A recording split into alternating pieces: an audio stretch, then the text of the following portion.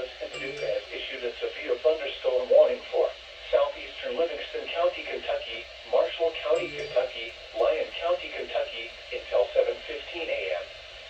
At 6:24 a.m., severe thunderstorms were located along a line extending from near Calvert City to 6 miles northwest of Benton, moving east at 40 miles per hour. Expected hazards include 60 miles per hour wind gusts and nickel-sized hail. This is a radar-indicated threat. The following impacts are expected. Expect damage to roofs, siding, and trees. Severe thunderstorms will be near Calvert City around 6:30 a.m. Other locations in the path of these severe thunderstorms include Edigo.